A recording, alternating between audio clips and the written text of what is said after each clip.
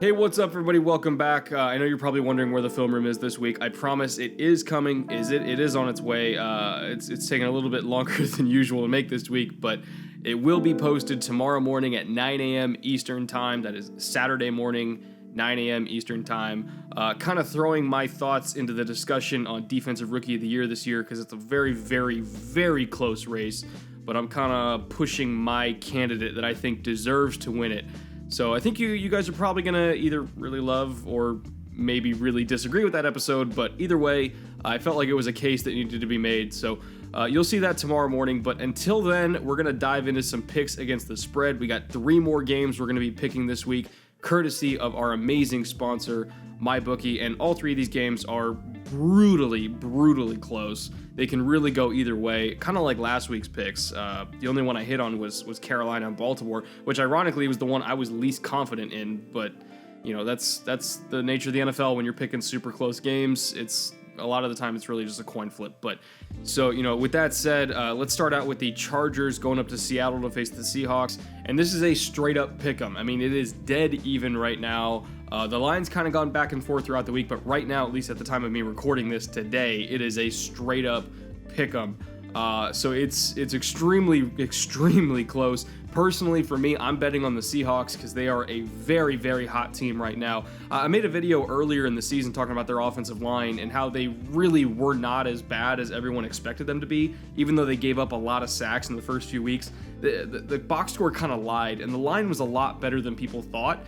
And kind of the premise of that video is talking about how the Seahawks were a better team than people thought and how eventually they were going to start putting some wins together. And they definitely did start putting some wins together. They're a lot better now than I expected them to be. And I still thought they were a better team than they were, at least than what the scores indicated earlier in the year. So they're exceeding even my expectations, and I had some pretty high expectations for them. So they're facing a pretty hot Chargers team who has only lost to, I believe, the Rams and the Chiefs, you know, 2 of the 3 best teams in the league. So the Chargers' resume is super strong. They're relatively healthy outside of some nagging injuries to Joey Bosa and Melvin Gordon. Bosa's obviously the worst injury, but they've kind of been getting along without him. They've made the defense function without him, but still not having Bosa on the field is huge for them, especially in a close game like this. And because it is in Seattle, I kind of got a little bit of an edge to the Seahawks for here because Russell Wilson just plays at an entirely different level when he's in Seattle. The defense plays better when they've got that crowd rocking behind him. The run game, for whatever reason, is always more functional in Seattle. So even though the Chargers are a great team, they're a very deep team, they're very talented. Phillip Rivers is having a phenomenal year, one of the best years of his career, maybe even the best year of his career efficiency-wise. But even with all that said, I still think the Seahawks are just so hot right now, and everybody is playing so well right now. It's really hard for me to pick against them. I know I picked against them last week in Detroit, but I mean, they shut me up pretty quick there. So I'm going to ride that hot hand. I'm picking Seattle in a straight-up pick 'em. See if we can get that stadium rocking and maybe kind of make up for my mistake last week. Moving on now, we got the Texans going to Denver. Denver is another very hard place to play. And again, this is another 1-point spread. Actually, no, it's a half-point spread now that I'm looking at it. The Broncos are actually favored by a half point at home in Denver. And I know I can understand that line with Will Fuller getting hurt. He was a huge dynamic part of that offense. But it just, watching Deshaun last week on tape, it just seems like they're finally starting to heat up. The offensive line is playing way better than they were earlier in the year. It seems like Watson barely even got touched last week against Miami. And not that Miami has a great defensive front anyway, but I mean, damn, that was probably the best game the offensive line's played in 2 years. So Deshaun's heating up. I think he's kind of recovering from his injuries. The line is getting better. Hopkins is still Hopkins. The run game is a lot better now than it used to be. So everything's kind of coming together for Houston right now. And meanwhile, Denver has been very inconsistent. You know, one week they're blowing out the Cardinals. The next week they kind of don't show up against the Chiefs. Not that I expect them to beat the Chiefs or compete with the Chiefs, but I expected the game to be a little bit closer than it was. They are a little bit banged up. I understand that, but it's just hard for me to trust Case Keenum in these kind of games. He's been very up and down all year. The run game has been good, but I don't necessarily think it's been good enough to carry a quarterback like Keenum. And the defense hasn't been as rock solid as it used to be to carry a quarterback like Keenum. So in the end, when I look at this team, even though I like a lot of the Denver's young pieces, and I like that they have a great home field advantage.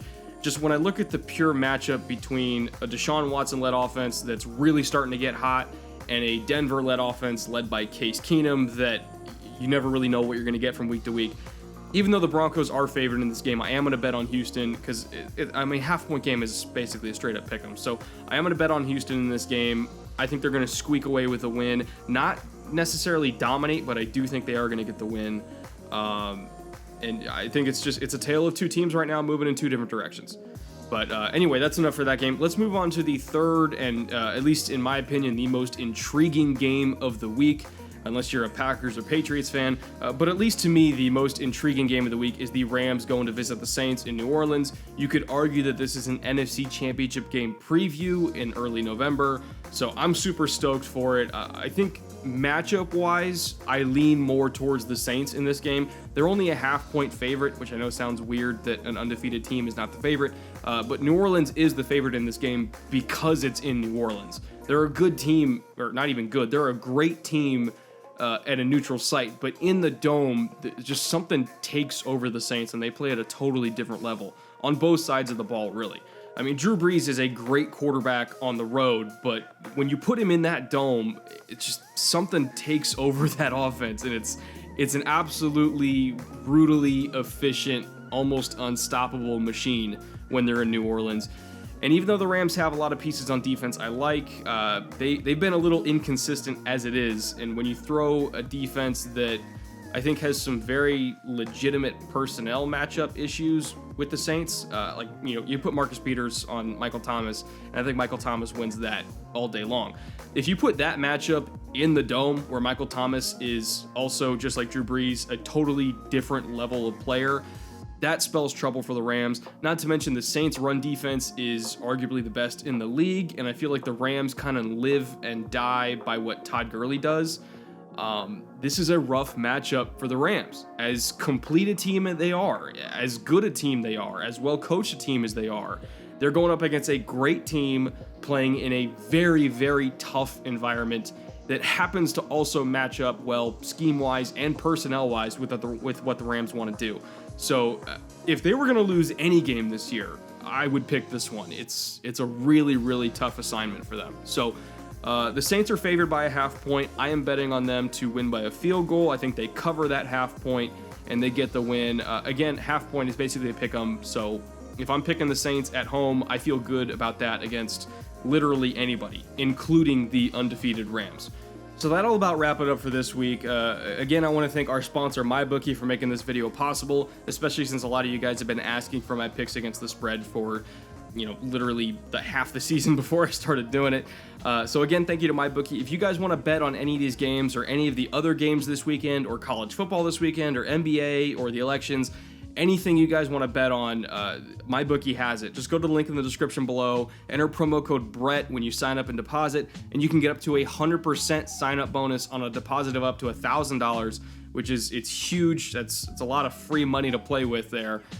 So again, if you guys were going to be betting on any of these games anyway, you might as well get that bonus to go along with it. Again, click on the link in the description below, enter promo code Brett, and have some fun this weekend. I'll be back tomorrow with a full film room release on a perhaps under the radar Defensive Rookie of the Year candidate.